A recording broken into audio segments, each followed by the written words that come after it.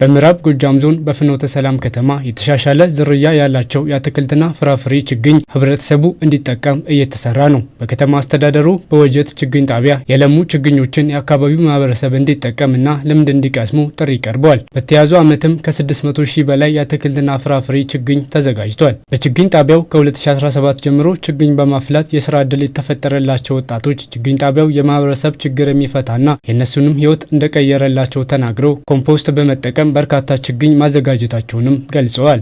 እኔ ሰራተኛ ነኝ። በሰራተኛ ነው የተቀጠርኩ።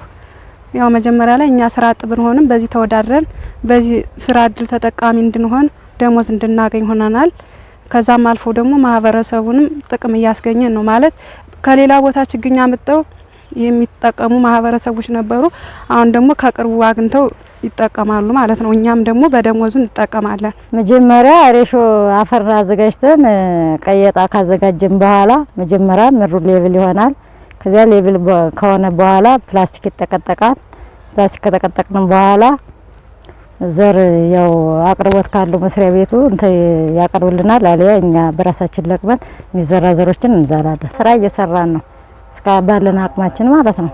እና ያው የኔ የተፈላ ችግኝ ያው ሰኔ ላይ ሲደርስ ለአርሶ አደሩ ለከተማውም ሆነ ለገጠሩ ለስርጭት እናደርሰናል። በፍኖተ ሰላም ከተማ አስተዳደር ግብርና ጽሕፈት ቤት ኃላፊው የማይበገር አረንጓዴ ኢኮኖሚ ለመፍጠርና የሌማት ትሩፋት ዋስትናን ለማረጋገጥ ለአርሶ አደሩ የሚመጥኑ የአትክልት ፍራፍሬና ችግኝ በሰፊው አፍልቶ ለማከፋፈል እየሰሩ መሆኑን አንስተዋል። በባለፈው በጀት ዓመት እጥረት የታየባቸው በተለይ ቡናና በመጥፋት ላይ ያሉ ሀገር በቀል ችግኞች አብረው እያለሙ መሆናቸውን አንስተው በትንሽ ቦታ ብዙ ምርት ሊያመርቱ በሚችሉበት መልኩ አርሶ አደሩ ልምድ እንዲወስድ መደረጉንም አንስተዋል። ለአርሶ አደሩ የሚመጥኑ የቡናና ፍራፍሬ የደን ችግኞችን አገር በቀልና የውጭ ዝርያዎችን በተገቢው መንገድ እያለማነ በዚህ እንግዲህ ችግኝ ጣቢያውን ከተረከብነው ከያዝነው 2 ዓመት ውስጥ ነው ያለነው።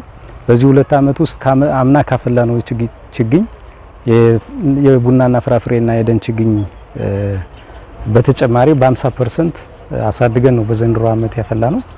ስለዚህ አሁን ያለበት ሁኔታም የተሻለ ቁመና ያለበት ሁኔታ አለ። በተለይ የደን ችግኝ ዝግጅቱ በተገቢው መንገድ የአርሶ አደሩ የሚፈልጋቸውን ዝርያዎችን በማፍላት ደረጃ የተሻለ ቁመና ያለበት ሁኔታ አለ። የቡናና ፍራፍሬን በተመሳሳይ አሁን በፊት ምንድነው የቡና ችግኝ ጥረቶች ነበሩ። በዘንድሮ ዓመት የአርሶ አደሩን ፍላጎት ለማሳካት ኦልሞስት የቡና ችግኝንም በተገቢው መንገድ እየሰራን ያለንበት ሁኔታ አለ።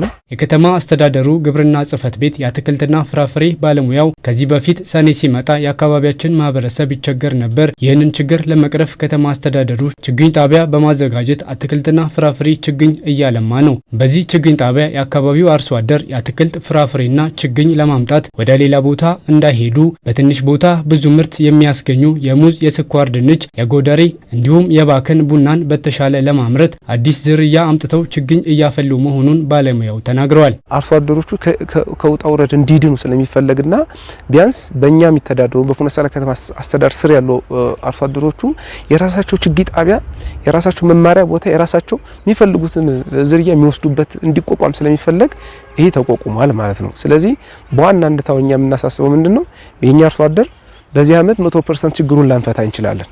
በሚቀጥሉ ዓመታት ግን የፈለገውን ዝርያ አርሶ አደሩን ጠይቀን እስከ ቀበሌ ድረስ ወርደን ከጠየቅን በኋላ የሚፈልገው ዝርያ ምንድነው? ቡና የትኛው ዝርያ ነው የሚፈልገው? አቮካዶ የትኛው ዝርያ ነው የሚፈልገው?